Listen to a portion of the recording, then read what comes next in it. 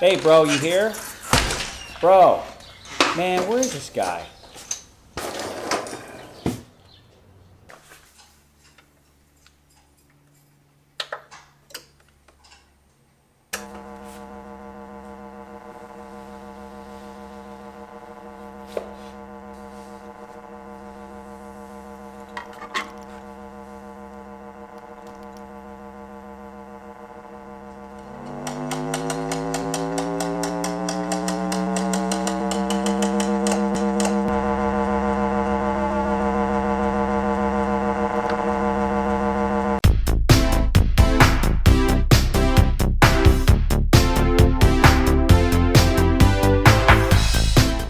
Well, welcome to today's episode, everyone. We have a pretty exciting episode to bring you. We got a brand new product or a brand new brand that we haven't really mentioned ever in our YouTube, but we are actually pretty familiar, which is Outlaw. Yeah. Ralph, I know you have some experience with this brand. Maybe a lot of viewers out here, they're not very familiar with Outlaw. So why don't we, before we get into the review, why don't we just give everyone a brief background about who Outlaw is? Yeah, so Outlaw, they were founded in the 90s, bro. They're made in the USA. They actually make receivers, amplifiers, and I've actually owned some of their amplifiers before. A couple of things I do want to mention to our viewers about Outlaw is they actually are direct to consumer, so you won't find their products out in big box stores or any other places where they sell audio equipment. And the reason why they do that is because you're going to get the most value for buying their products. That's kind of what they're known for, and the reason why they do direct to consumer. Well, that's pretty cool, bro. Well, why don't you tell our viewers how you got this receiver? I got an email from Outlaw actually saying, hey, we love your videos, we've seen your reviews, and we have a product that we would love for you guys to test out, give your feedback. But yeah, so I told them, yeah, we'll definitely take a look at it. So they shipped it over to us, and I've had it for about a little over a month. So I really have been trying it out for a while. I really wanted to give it a fair review. So I've been trying all the inputs, all the features that it comes with, which we'll get into in a minute. Yeah.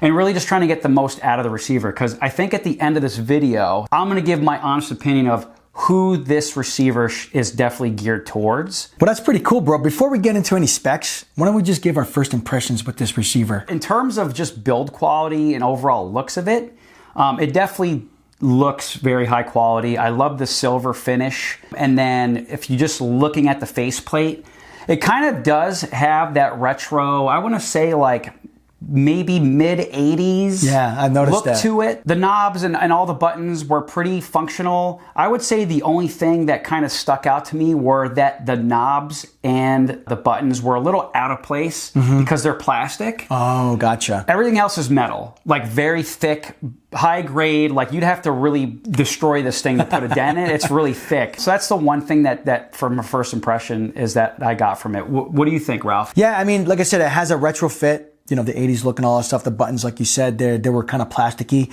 Pushing them kind of made that, you know, tick, tick, tick noise and stuff like that. I like the volume control because it looks kind of retro. Overall, I mean, it looks pretty good. Yeah, and the other thing too is the back of it. I mean, you can see from here our pan shots is that there's a lot going on with this receiver. There's a lot of inputs on this thing, and it's very modernized. So you're gonna see, you know, optical connections. You're gonna see your standard RCA. I even like the binding posts for the speakers, so that makes things a lot easier. And then, you know, there's a dedicated area for your record player. Oh, that's cool. So you have a dedicated phono preamp that's built into this thing, and we'll get into a little bit later in the video. But yeah, Ralph, that's great. But yeah, let's go ahead and provide a spec rundown.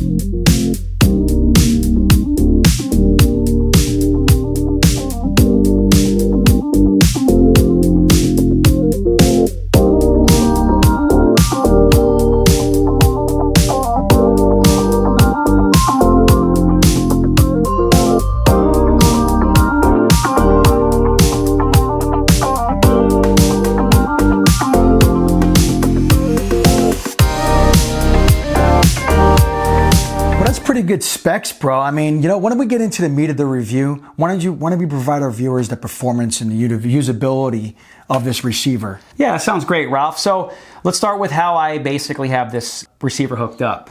So right now, I actually have my record player hooked up directly to the receiver. Nice. So like I said earlier, there's a dedicated phono preamp that's built in, and there's actually a switch at the very bottom which you can toggle between the type of cartridge that you're using on your record player. Cool. So you have an MC and you have an MM. And then I also have my Sonos Connect. Gives you the ability to broadcast what you're playing from an external component and to the other speakers in my house. So it's really a basic minimalist setup. I also have two very old generic JBL bookshelf speakers that I have hooked up to it. So in terms of like sound quality, I could definitely get more out of it. Yeah. Right? Like if I had, better bookshelves or if I had better towers, I would definitely get more out of it. I also could hook up a sub if I wanted to, but I don't have one.